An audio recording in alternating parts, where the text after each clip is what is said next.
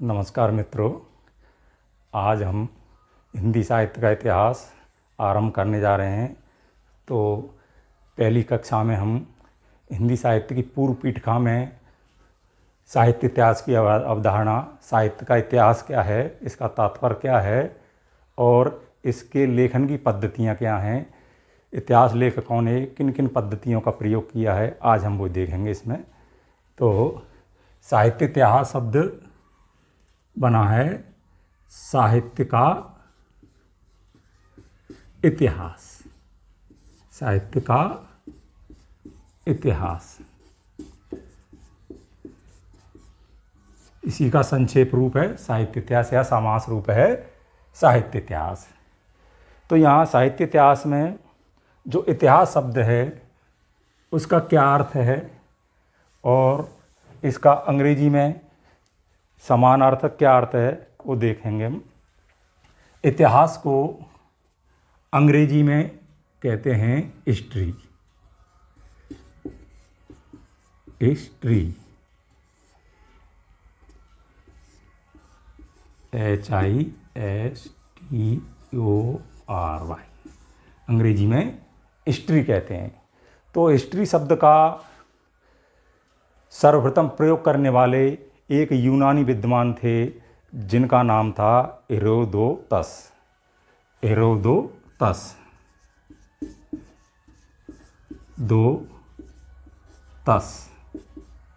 ये एक यूनानी विद्वान थे जिन्होंने हिस्ट्री शब्द का सर्वप्रथम प्रयोग किया था और ये 456 से 545 ईस्वी पूर्व इनका समय माना गया है। इन्होंने हिस्ट्री शब्द का सर्वप्रथम प्रयोग किया था। इस हिस्ट्री शब्द का उन्होंने अर्थ में प्रयोग किया था। किन अर्थ में प्रयोग किया था? उन्होंने किया था गवेषणा,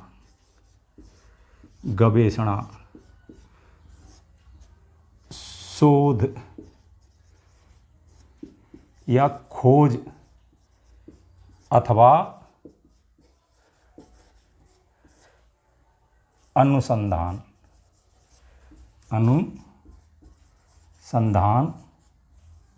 के अर्थ में इसका प्रयोग किया था हिस्ट्री का। परंतु आज जो हिंदी में इतिहास शब्द प्रचलित है वो हिस्ट्री के इस अर्थ से थोड़ा भिन्न है, बिल्कुल अलग है। अब उसी अर्थ को आज हम अभी देखेंगे। तो मित्रों, यदि आप पेन कॉपी लेकर के बैठे हो, नोट्स बनाना चाहें तो मैं धीरे नोट्स बनाने के लिए लैंग्वेज बोलता रहूँगा, बाद में समझाने के बाद आप नोट करते थे। एक बार नोट कर लीजिए, इस चीज़ को मैं बोलता हूँ। लिखिए, इतिहास का अंग्रेजी में समानार्थक शब्द, इतिहास का अंग्रेजी में समानार्थक शब्द हिस्ट्री प्रयुक्त होता है। इतिहास का अंग्रेजी में समानार्थक शब्द हिस्ट्री प्रयुक्त होता है, फुल स्टॉप।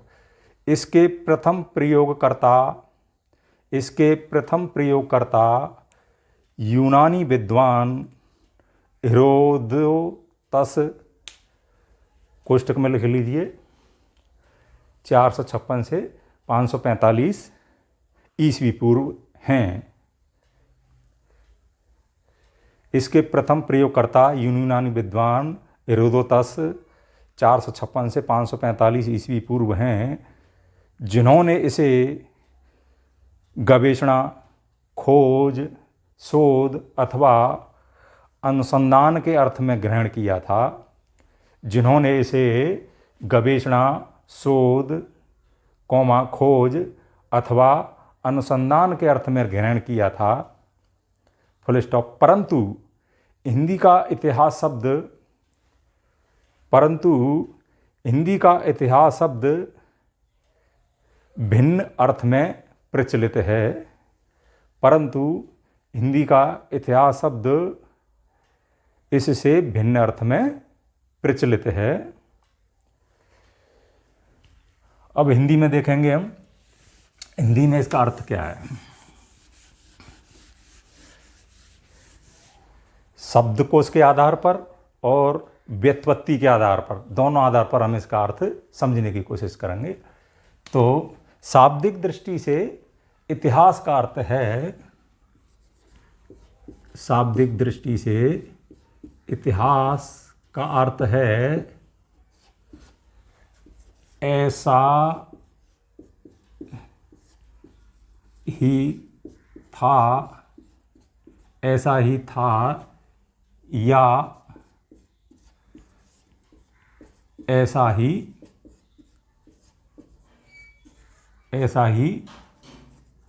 हुआ।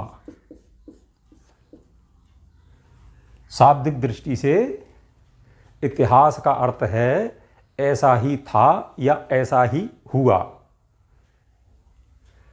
तो इसका मतलब है ऐसा, ऐसा का मतलब अतीत में या भूत में ऐसा हुआ। व्युत्पत्ति की दृष्टि से हम देखते हैं कि यह शब्द कैसे बना है और इसका अर्थ क्या है। इतिहास शब्द 3 पदों के मेल से बना है। इति प्लस हा प्लस आस। किससे बना है? बराबर इतिहास। कैसे बना है? इति, हा और आस, 3 पदों के मिल से इतिहास शब्द बना है। इनमें तीनों के पहले अर्थ हम देखेंगे।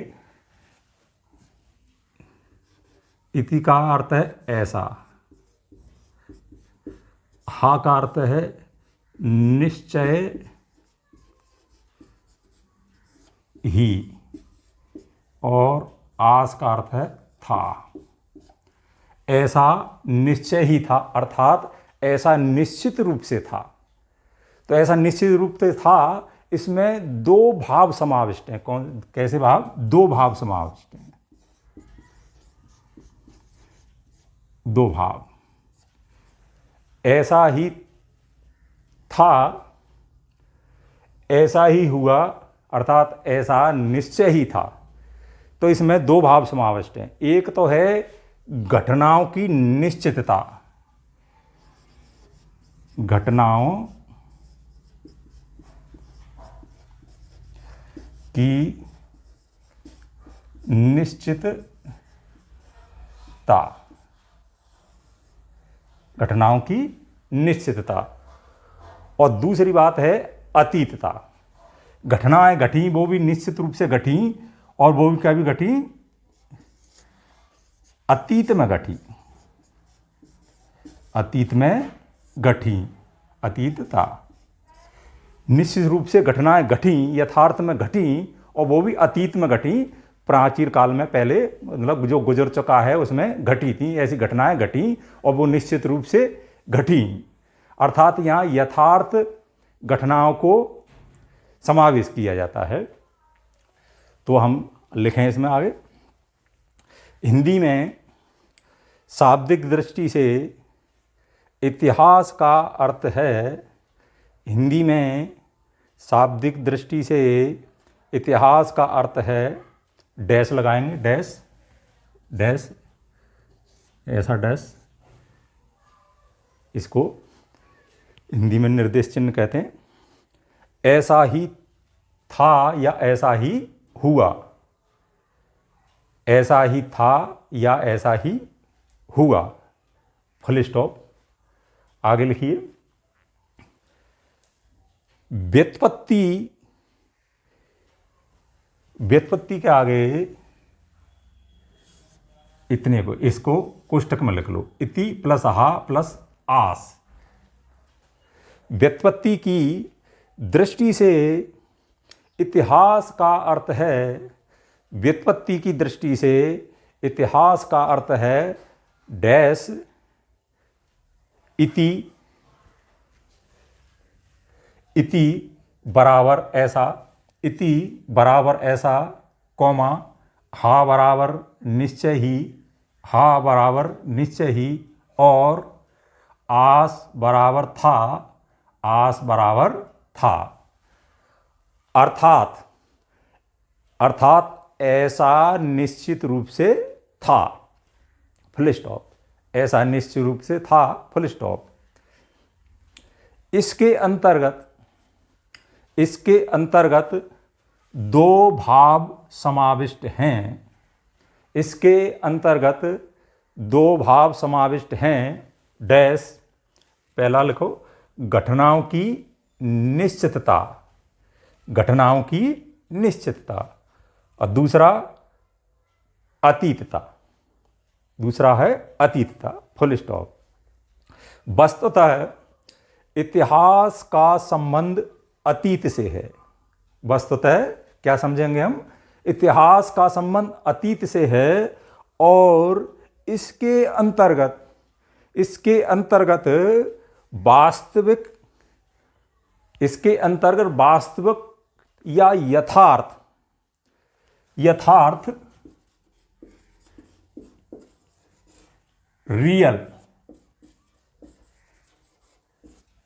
रियल घटनाओं का समावेश किया जाता है।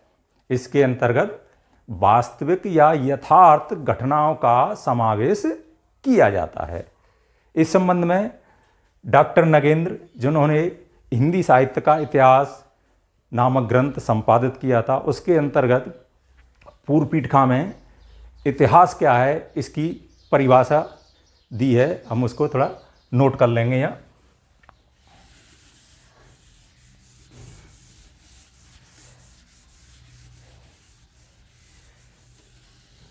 सभी को मिटा देता हूँ, लिख लिया होगा आपने। Doctor Nagendra, doctor Nagendra, doctor Nagendra के अनुसार तो इन्होंने क्या परिभाषा दी है, हम नोट करेंगे। अतीत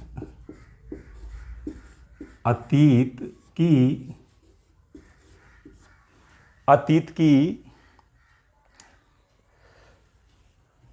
और अतीत के ऐसे लिख, अतीत के किसी भी अतीत के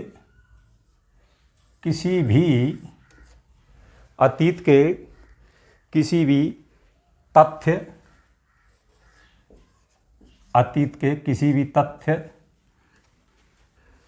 तत्व, अतीत के किसी भी तत्व एवं प्रवृत्ति के वर्णन, तत्व एवं प्रवृत्ति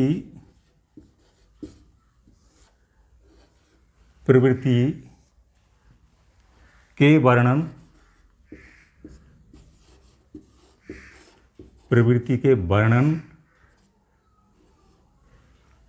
के वर्णन आगे लिखिए। विवेचन व विश्लेषण को विवेचन वर्णन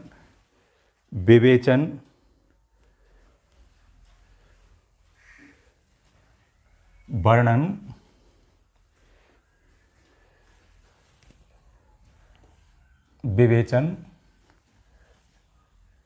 व विश्लेषण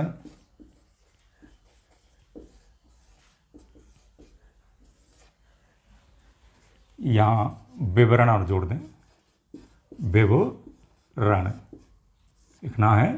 प्रवृत्ति के वर्णन, विवरण, विवेचन व विश्लेषण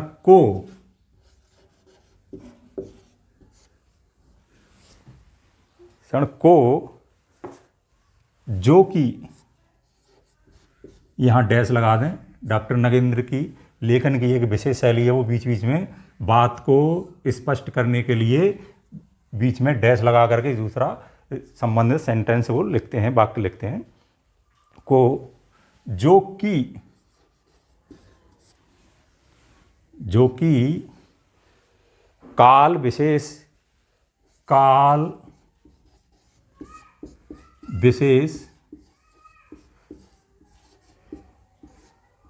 या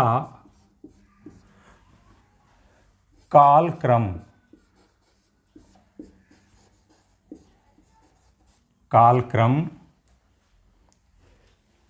की दृष्टि से किया गया हो, कालक्रम की दृष्टि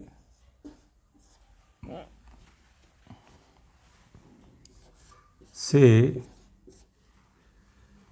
किया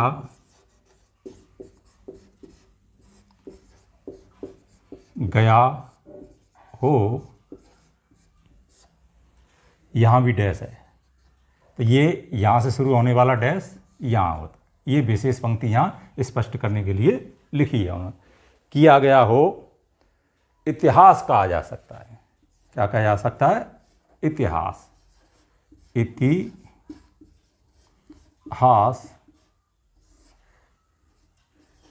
कहा जा सकता है। यहाँ डबल इन्वर्टेड कॉमा बंद कर देंगे। जब कभी हम कोई परिभाषा या विशेष कथन लिखते हैं, किसी लेखक का यों कि तो विशेष कथन या परिभाषा लिखते हैं, तो उसको हम डबल इन्वर्टेड कॉमा, इसको हिंदी में बोलते हैं उद्धरण चिन्ह। उद्धरण चिन्ह डबल इन्वर्टेड कॉमा 2 उद्धरण चिन्ह का प्रयोग करते हैं। और जो परिभाषा या किसी लेखक की या किसी उसकी विशेष ग्रंथ या पुस्तक से ली गई है, तो उसको हम नीचे लिखते हैं, या तो कोष्ठक में लिख देते हैं या डैश लगा करके उसको सिंगल कोमा बंद करके लिखते हैं। जैसे कहाँ से ली गई है ये? हिंदी साहित्य का इतिहास। हिंदी साहित्य का इतिहास। हिंदी साहित्य का इतिहास नामक ग्रंथ से ली गई है, जिसका इन्होंने संपादन किया था। और इसमें विभिन्न अलग अलग भागों, अलग अलग कालों के लिखने वाले अलग अलग लेखकों के इसमें आलेख हैं, जिनको क्रमबद्ध इन्होंने रख करके संपादित किया है, प्रकाशित करा है। ये एक संपादित ग्रंथ है, परंतु डॉक्टर नगेंद्र ने इस तरीके से प्रस्तुत किया है, इस तरीके से संपादित किया है, ये बहुत ही महत्वपूर्ण कृति बन गई है। तो इसके लिए इसको नाम डॉक्टर नगेंद्र के नाम से ही ये प्रसिद्ध है, इनकी पुस्तक। तो इन्होंने क्या परिभाषा दी इतिहास की? अतीत के किसी भी तत्व एवं प्रवृत्ति के वर्णन, विवरण, विवेचन व विश्लेषण को कैसा जो कि काल विशेष या काल क्रम की दृष्टि से किया गया हो, इतिहास कहा जा सकता है। उसे इतिहास कहा जा सकता है। ठीक है, एक बार देख लीजिए, फिर मिटाता हूं। तो ये तो ही इतिहास की बात। अब साहित्य का इतिहास क्या है, अब हम वो देखने का प्रयास करेंगे। इतिहास तो किसी का हो सकता है, जैसे राजनीतिक इतिहास, भारत का इतिहास, राजस्थान का इतिहास। ऐसे ही हमारे जो हिंदी साहित्य के अंतर्गत कवियों ने या साहित्यकारों ने, लेखकों ने जो भी अपनी साहित्य रचना की है, उसको ऐतिहासिक दृष्टि से कालक्रम या समय के आधार पर उसका विकास प्रस्तुत किया है, तो उसको हिंदी साहित्य का इतिहास कहा है। तो साहित्य का इतिहास क्या कहलाता है, वो हम आगे देखेंगे। ठीक है, मिटाता हूँ।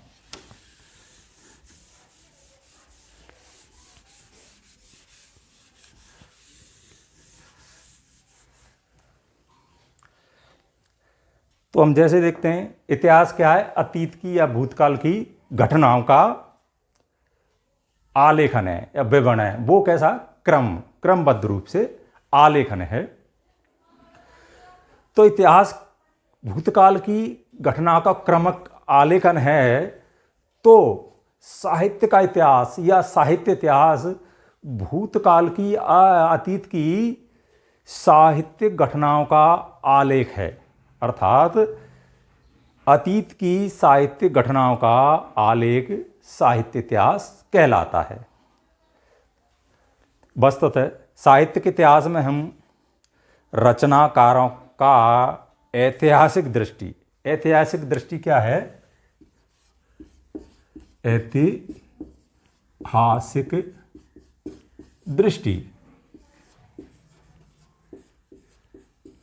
दृष्टि का होता है दर्शन या देखने का नजरिया या तरीका। ऐतिहासिक दृष्टि क्या है? कि काल क्रमानुसार वर्णन या विवेचन। काल क्रमानुसार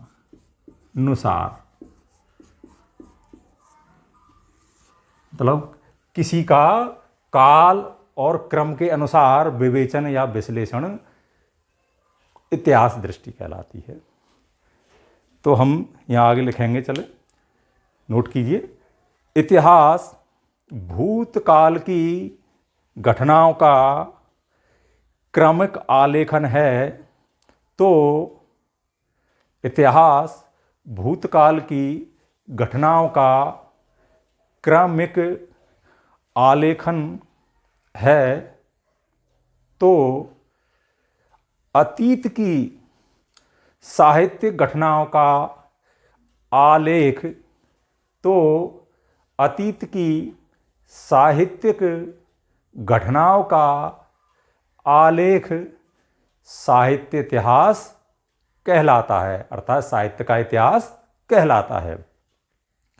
वस्तुतः साहित्य के इतिहास में साहित्य के इतिहास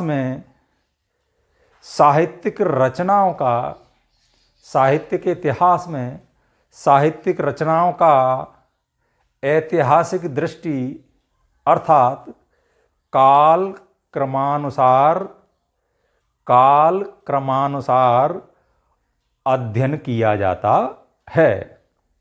अस्तु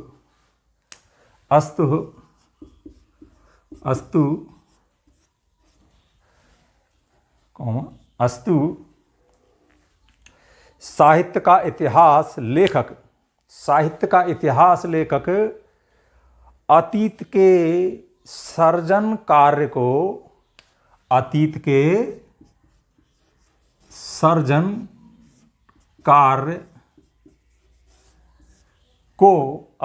सर्जन कार्य को विभिन्न परंपराओं और धाराओं के रूप में ग्रहण करते हुए विभिन्न परंपराओं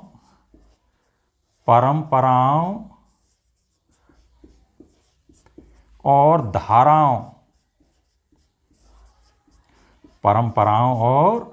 धाराओं के रूप में ग्रहण करते हुए युग विशेष के संदर्भ में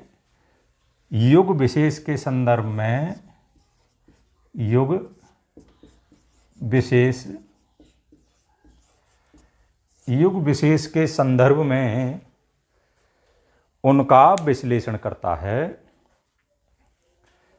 युग विशेष के संदर्भ में उनका विश्लेषण करता है। तो यहाँ तक तो हमने देखा इतिहास क्या है और साहित्य का इतिहास क्या है।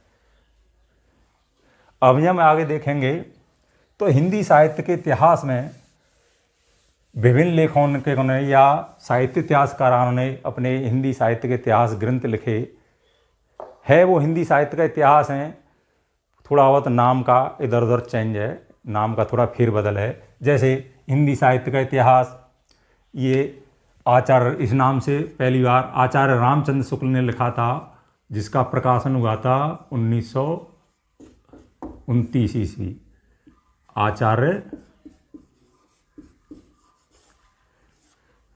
रामचंद्र शुक्ल। इसके बारे में थोड़ा विस्तृत विवेचन हिंदी साहित्य के इतिहास लेखन की परंपरा के टॉपिक के अंतर्गत करेंगे। हमें इतना ध्यान रखना है, हिंदी साहित्य का इतिहास पहली बार इस नाम से आचार्य रामचंद्र शुक्ल ने लिखा। इसका प्रकाशन हुआ था 1929 ईस्वी में।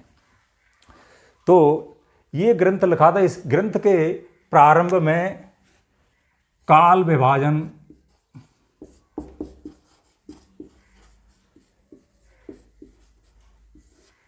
भूमिका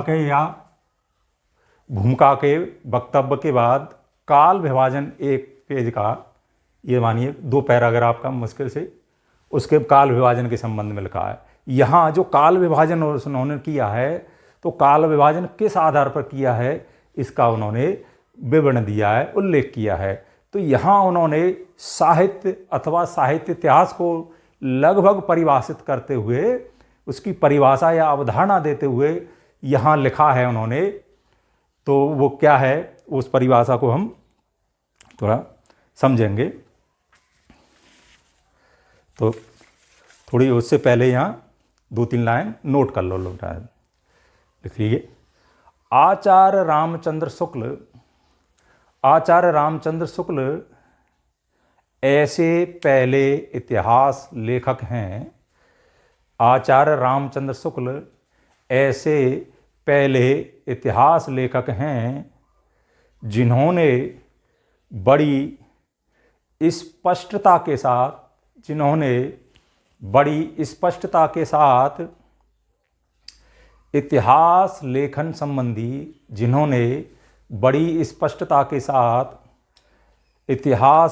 संबंधी अपनी अवधारणा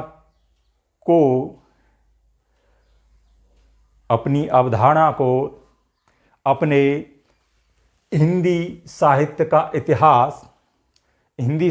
इतिहास, इसमें इसको सिंगल कॉमा बंद करने लिखें तब, हिंदी साहित्य का इतिहास आगे कोष्टक में लिख देना, 1929 ईस्वी नामक ग्रंथ के, हिंदी साहित्य का इतिहास नामक ग्रंथ के आरंभ में ही स्पष्ट कर दिया है। हिंदी साहित्य का इतिहास नामक ग्रंथ के आरंभ में ही स्पष्ट कर दिया है, फुल स्टॉप। या तो इसको पैराग्राफ के हिसाब से लिखते जाइए जो मैटर लिखा रहा हूँ, या फिर आप चाहो तो 1 लाइन में, एक लाइन में भी लिख सकते हो सुविधा के लिए। जैसी आपको सुविधा लगे वैसे आप नोट कर सकते हो। आगे लिखिए, साहित्य और साहित्य के इतिहास को लगभग साहित्य और साहित्य के इतिहास को लगभग परिभाषित करते हुए उन्होंने लिखा है।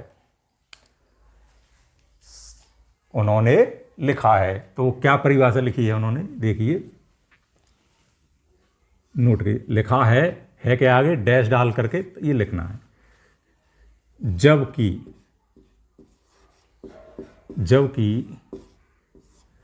प्रत्येक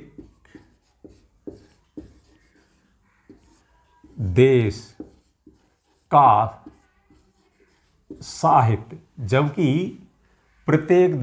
साहित्य वहाँ की जनता, प्रत्येक देश का साहित्य वहाँ की जनता की चित्तवृत्ति का, जनता की चित्तवृत्ति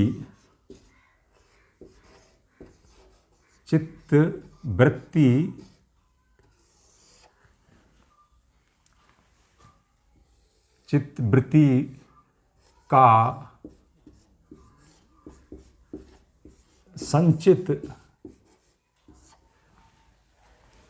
प्रतिबिंब होता है, प्रतिबिंब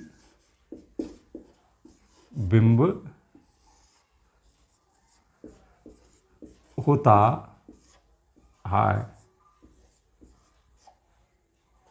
प्रतिबिंब होता है, तब यह निश्चित है कि तब यह निश्चित है कि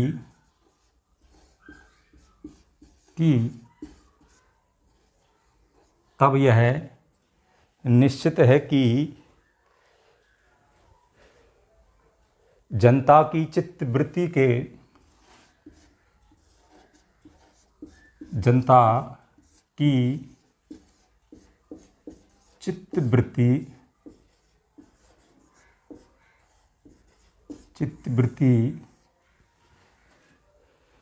के परिवर्तन के साथ साथ जनता की चित्तवृत्ति के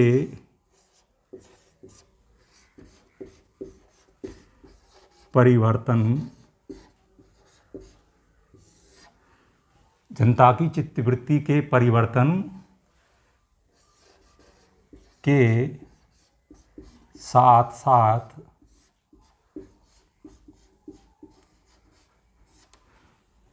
जनता की चित्तवृत्ति के परिवर्तन के साथ साथ साहित्य के स्वरूप में भी परिवर्तन, साथ साथ साहित्य के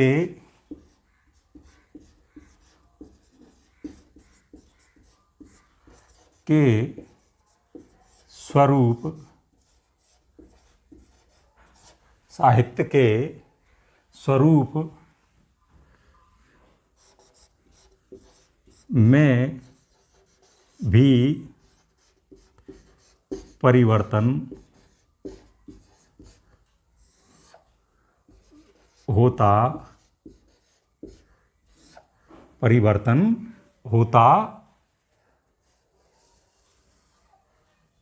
चला जाता है।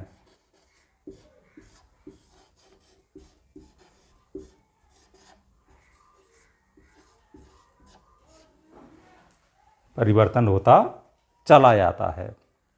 तो आगे है आदि से अंत तक। आदि मतलब प्रारंभ से, आदि से अंत तक, आदि से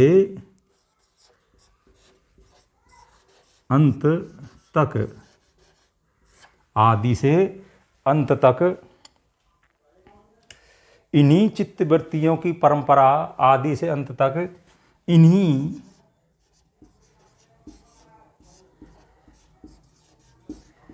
चित्त वृत्तियों की परंपरा, आदि से अंत तक इन्हीं चित्तवृत्तियों की परंपरा को परखते हुए, परंपरा को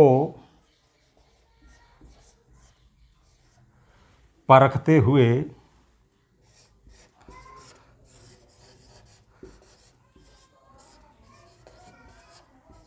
परंपरा को परखते हुए साहित्य परंपरा के साथ, साहित्य परंपरा के साथ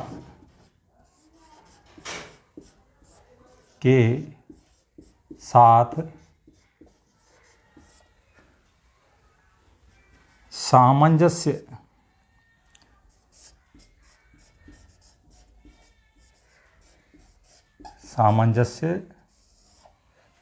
दिखाना ही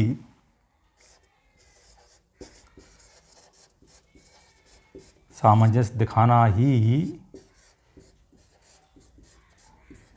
साहित्य का, सामंजस्य दिखाना ही साहित्य का इतिहास दिखाना ही साहित्य का इतिहास कहलाता है।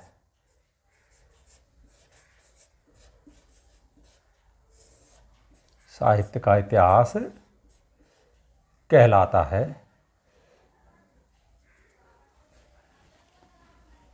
करिए।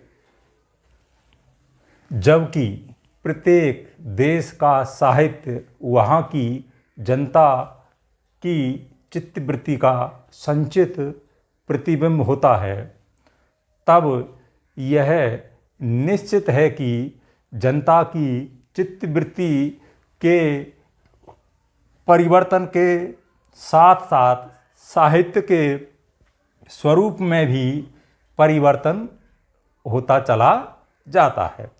आदि से अंत तक इन्हीं चित्तवृत्तियों की परंपरा को परखते हुए साहित्य परंपरा के साथ सामंजस्य दिखाना ही साहित्य का इतिहास कहलाता है।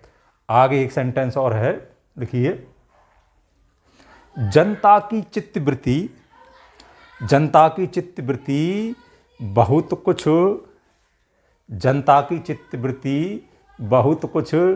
राजनीतिक, सामाजिक, सांप्रदायिक तथा धार्मिक परिस्थिति के अनुसार होती है।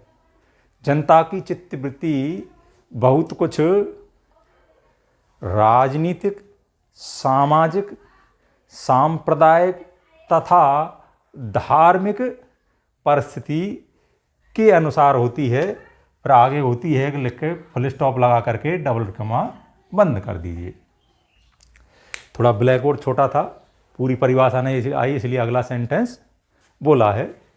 ये इसलिए नहीं मिटाया है, साफ नहीं किया है, क्योंकि इसका अभी समझाने में काम पड़ेगा। तो सेंटेंस अगले इसको आगे दोबारा बोल रहा हूँ, रिपीट कर रहा हूँ, थोड़ा नोट करिए। जनता की चित्तवृत्ति बहुत कुछ राजनीतिक, सामाजिक, सांप्रदायिक तथा धार्मिक परिस्थिति के अनुसार होती है। जो जनता की चित्तवृत्ति है वो किसके अनुसार बदलती है? राजनीति, सामाजिक, सांप्रदायिक और धार्मिक परिस्थिति के अनुसार बदलती है।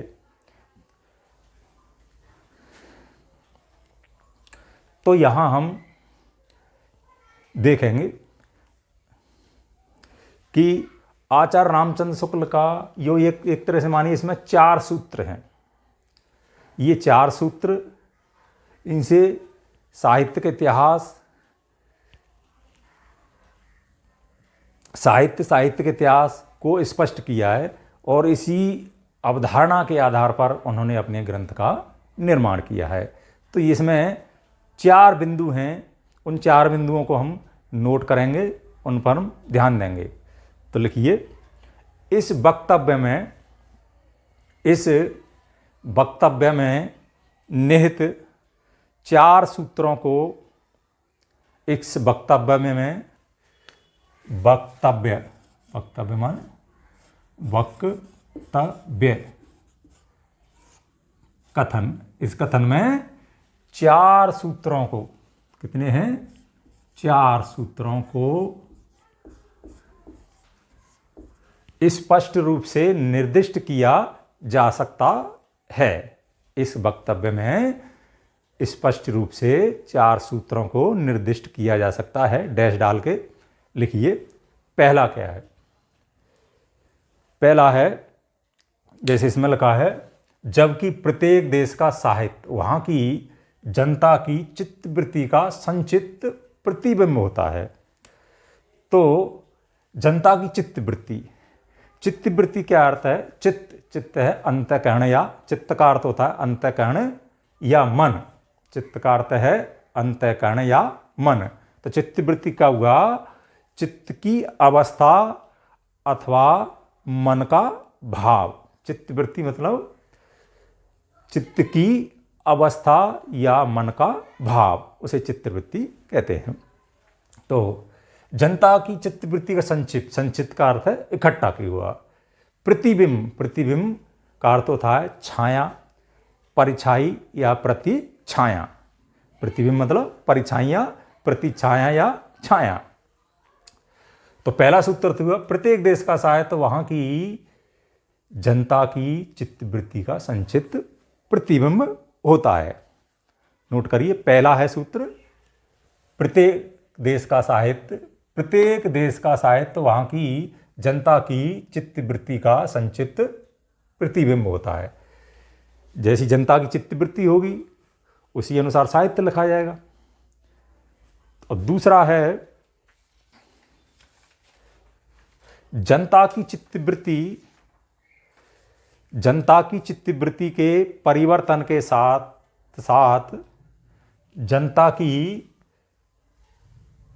की चित्तवृत्ति के परिवर्तन के साथ साथ, पहला है यहां से यहां तक, दूसरा है यहां से जनता की चित्तवृत्ति के परिवर्तन के साथ साथ साहित्य के स्वरूप में भी परिवर्तन होता चला जाता है, यहां तक। ये दूसरा सूत्र है। पहला सूत्र यहां से, दूसरा यहां से, अब तीसरा है यहां से।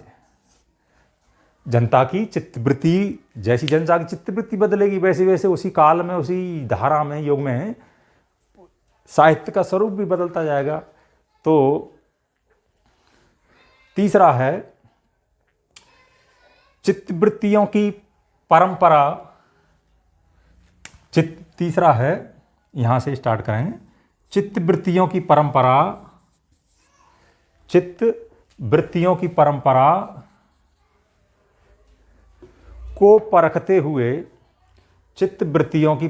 को परखते हुए साहित्य परंपरा के साथ सामंजस्य दिखाना। चित्तवृत्तियों की परंपरा को परखते हुए साहित्य परंपरा के साथ सामंजस्य दिखाना ही साहित्य के इतिहासकार का कर्तव्य है। चित्तवृत्तियों की परंपरा को परखते हुए साहित्य परंपरा जो पहली आ रही है, साहित्य परंपरा चली आ रही, साहित्य लिखा जा रहा है, उसके साथ सामंजस्य दिखा करके, सामंजस्य का अर्थ है अनेकता में एकता, तो उनका समन्वय स्थापित करना साहित्यकार का कर्तव्य है। लिखिए, चित्तवृत्तियों की परंपरा को परखते हुए साहित्य परंपरा के साथ उसका सामंजस्य दिखाना साहित्य के इतिहासकार का कर्तव्य है। चौथा है सूत्र जो मैंने यहाँ लिख नहीं पाया हूँ, नोट कराया। देखिए वो क्या है। जनता की चित्तवृत्ति, जो चित्तवृत्ति है वो परिवर्तित होती है, तो परिवर्तित किन कारणों से होती है वो बात आई आगे। जनता की चित्तवृत्ति बहुत कुछ, जनता की चित्तवृत्ति है वो किन कारणों से परिवर्तित होती है, तो वो ये हम देख रहे हैं। जनता की चित्तवृत्ति बहुत कुछ, या जनता की चित्तवृत्ति को बहुत कुछ प्रभावित करने के कारण राजनीतिक, सामाजिक, सांप्रदायिक तथा धार्मिक परिस्थितियां हैं। जनता की ये चित्तवृत्ति के लिए परिवर्तन के जो कारण के रूप में कौन है? राजनीतिक, सामाजिक, सांप्रदायिक तथा धार्मिक परिस्थितियां हैं। इनके कारण जनता की चित्तवृत्ति परिवर्तित होती है। तो यहां हम दो बात देखेंगे कि जैसी जनता की चित्तवृत्ति होगी, चित्तवृत्ति बदलती रहती है, तो साहित्य का स्वरूप भी बदलता रहता है। तो साहित्य के इतिहासकार को जनता की चित्तवृत्ति को समझते हुए साहित्य का इतिहास लिखना पड़ता है, या जनता की चित्तवृत्ति को समझते हुए कि किस समय जनता की चित्तवृत्ति कैसी थी और ऐसा साहित्य लिखा गया, तो उसी आधार पर साहित्य का इतिहास लिखता है वो। तो जैसे कहा जाता है, इसको मिटा देता हूं मैं, यहाँ दो बात समझनी है।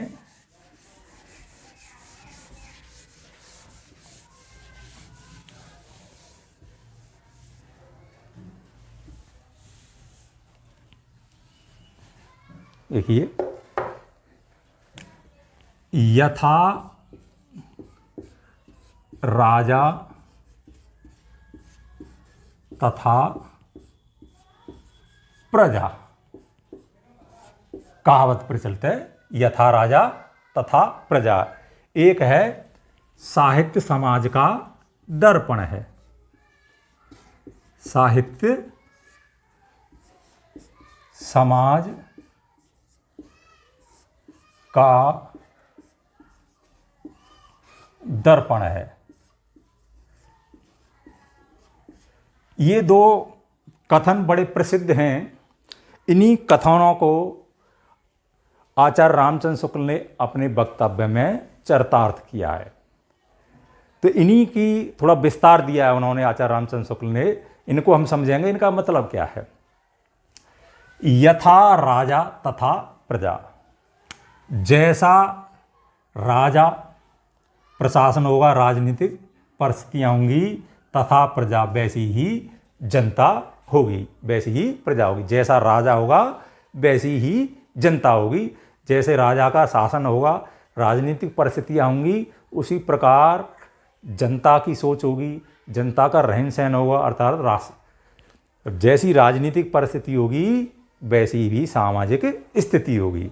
तो राजनीतिक परिस्थितियों का, राजनीतिक वातावरण का सामाजिक वातावरण पर फर्क पड़ता है, प्रभाव पड़ता है। तो जैसा राजा होगा वैसा प्रजा होगी। जैसे राजनीति होगी, क्या होगी, राजनीति की परिस्थितियां होंगी, वैसी ही कैसी होगी, सामाजिक परिस्थितियां, सामाजिक वातावरण होगा। ठीक है, जैसा सामाजिक वातावरण होगा वैसा ही साहित्य लिखा जाएगा। क्या लिखा जाएगा, साहित्य लिखा जाएगा। जैसी राजनीतिक व्यवस्था होगी, स्थिति होगी, वैसा ही सामाजिक वातावरण होगा। जैसा सामाजिक वातावरण होगा वैसे ही साहित्य लिखा जाएगा।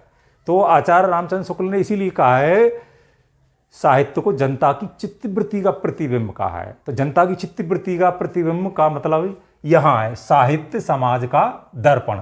दर्पण माने शीशा, आईना, इसमें अपनी परछाई या चेहरा देखते हैं। तो साहित्य में समाज दिखाई देता है, इसका मतलब है साहित्य में समाज दिखाई देता है। तो जैसा समाज होगा, समाज की, लोगों की, जनता की चित्तवृत्ति होगी, वैसा ही साहित्य लिखा जाएगा। जिस समय जैसी जनता की चित्तवृत्ति या समाज की स्थिति होगी वैसा साहित्य लिखा जाता है। तो हम बाद में देखेंगे, पहले लिखा गया कोई साहित्य, तो बाद में कुछ साल बाद हम देखेंगे कि ये साहित्य में ऐसा लिखा हुआ है। तो इसका मतलब है उस समय, उस तत्कालीन परिस्थितियाँ ऐसी थी, उस समय समाज ऐसा था जैसा साहित्य लिखा गया है। आज जो साहित्य लिखा जाएगा उसका आगे देखेंगे। तो कहने का मतलब है साहित्य में समाज को दिखाई देता है, समाज दिखाई देता है साहित्य में। साहित्य समाज का दर्पण है, साहित्य में समाज को हम देख सकते हैं, साहित्य में समाज का प्रतिबिंब झलकता है। तो जैसा समाज होगा वैसा ही साहित्य लिखा जाएगा। और समाज पर राजनीति का भी प्रभाव पड़ता है। तो कहने का मतलब है जिस समय राजनीतिक, सामाजिक, समाज से संबंधित धर्म और संप्रदाय, सामाजिक धार्मिक परिस्थिति होंगी, जैसा वातावरण होगा, जनता की सोच होगी, चित्तवृत्ति होगी, मनोवृत्ति होगी, वैसा ही साहित्य लिखा जाएगा। तो बाद में हम उस साहित्य का अवलोकन करेंगे, उसका अध्ययन करेंगे, तो उससे ये जाहिर होगा कि जिस समय ये साहित्य लिखा गया, ये ग्रंथ रचनाएं लिखी गई, उस समय समाज की स्थिति ऐसी थी। तो मित्रों, हमने समझा पूर्व पीठिका के अंतर साहित्य इतिहास क्या है, साहित्य की अवधारणा ये समझी। वैसे तो साहित्य के इतिहास लेखकों ने अपने अपने हिसाब से, अपनी दृष्टिकोण से अपने जो साहित्य लिखे हैं उनके लिए अपनी भूमिकाएं बनाई हैं, अपने वक्तव्य भी दिए हैं, अपनी इतिहास दृष्टि प्रस्तुत की है, अपने दृष्टिकोण के आधार पर, अपने नज़रिए के आधार पर साहित्य के इतिहास लिखे हैं। पर आचार्य रामचंद्र शुक्ल ने जो इतिहास दृष्टि दी है, अपना जो वक्तव्य दिया है, ये कथन साहित्य के इतिहास के बारे में, ये बहुत ही महत्वपूर्ण है। इसमें से घूम फिर के कभी कभी प्रश्न आ जाता है प्रतियोगी परीक्षा में। इसी जो 4 सूत्र हैं, इन्हीं में से तोड़ मड़ोड़ के ऑप्शन बना करके प्रश्न आ जाता है।